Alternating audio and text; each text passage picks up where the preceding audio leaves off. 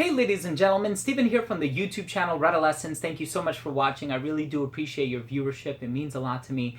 And in today's episode, we're going to be taking a closer look at a fragrance by the company Sospiro. This one is a 2016 release and it's called Ouverture. So stay tuned.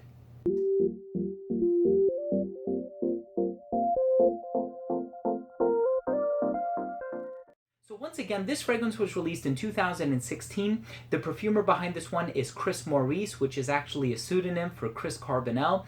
Before I start the review, I do want to mention that this product was sent to me for review by Max Aroma, but all opinions are going to be my own, of course. And what I love about the partnership that I have with Max Aroma is that I get to pick what I want them to send me. And so obviously I'm going to pick something that I've smelled before and something that I really love, which is going to result in me being super excited in these videos. Now, full disclosure, I've actually reviewed this before, but I reviewed it on my friend Carlos's channel. And so I'm going to leave the review for that down below. And I believe we shot that video a couple years ago when the fragrance first came out.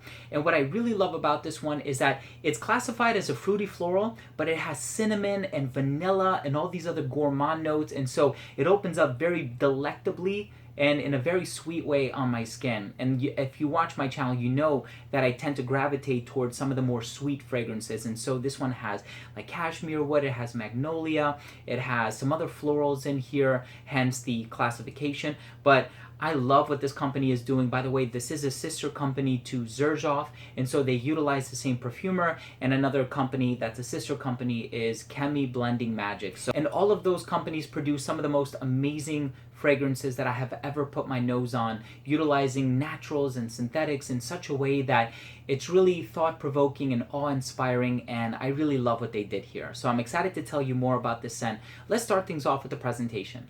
So the presentation for Ouverture is second to none. It has the name of the company here in the front, made in Italy. Of course, this is an Italian house. And then you have the stickers on the side, kind of keeping the top in place with the bottom. Ouverture written here. I think I have the base backwards, by the way, but that's okay. I don't want to take this apart because I'm going to have to peel the sticker again, and I don't want to do that. But there is a base on the inside in which the bottle rests. And it has this velvety touch here on the front. I absolutely love this one. You have the plaque here on the front with the name of the fragrance, Sospiro Collection, Eau de Parfum Concentration, sticker at the bottom with the serial number printed in white if you want to authenticate your purchase, but Max Aroma does have all authentic products. Just the attention to detail is stunning.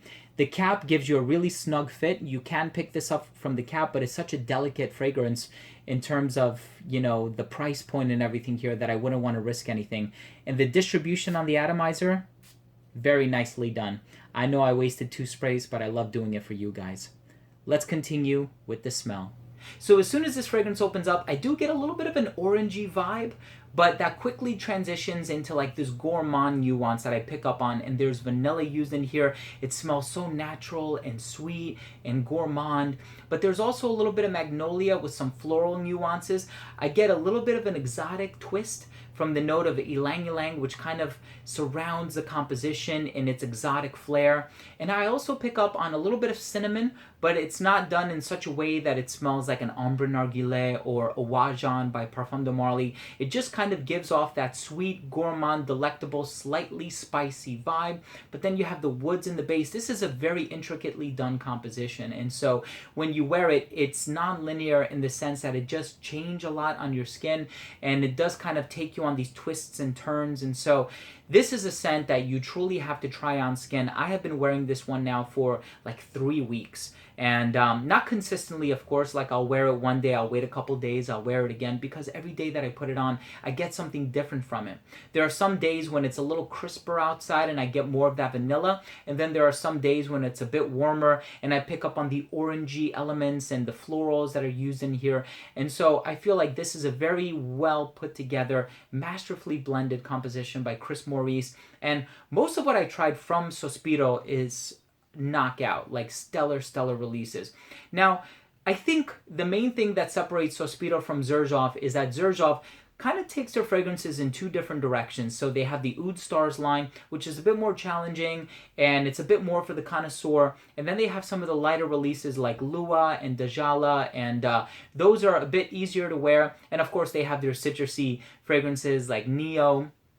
And this, I feel like is a nice balance between the two, but I've seen a lot more sweet scents from this line, and I like so much of what they put out.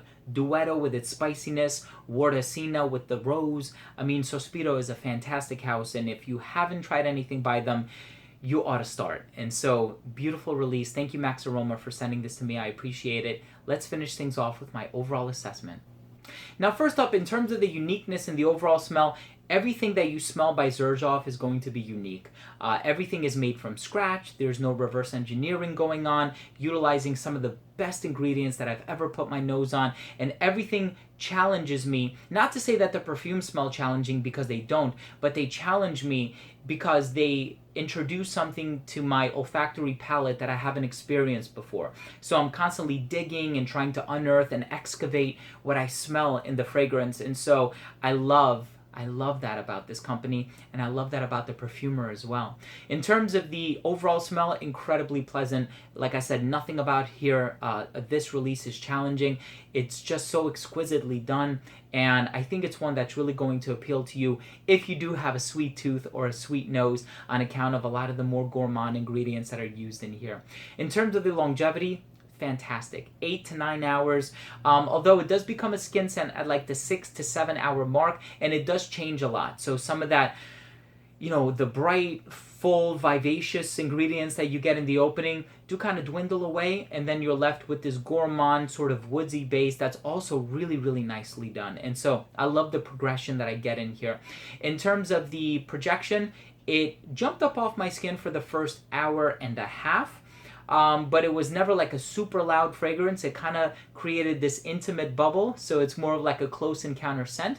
In terms of the versatility, I think that this one, because of the density of the notes and because of the concentration, I can see this one being worn very comfortably in the colder months.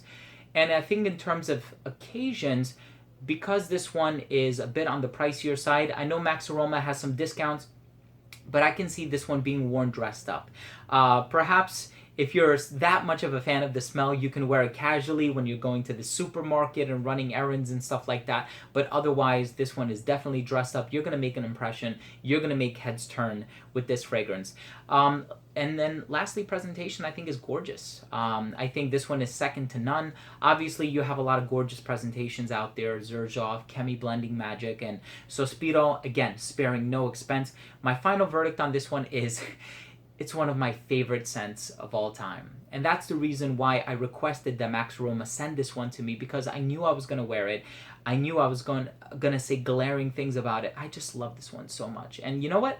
What I like about the partnership that I have with Max Aroma is that next month I can request something that I don't like, and I don't mind having it because I'm a collector. And so I like that I can have that variety in my reviews. So it's not that, you know, everything is geared in one direction, but there's a little bit of a differentiation going on. And so thank you, Max Aroma. Thank you at home for watching this video. If you are new to this channel, if you did take something of value from this video, I would really appreciate your subscription. All you have to do is click the red subscribe button down below. And this way you will stay up to date on future releases, and that includes reviews just like this one, top 10s, giveaways, unboxings, and a lot of other fragrance related content.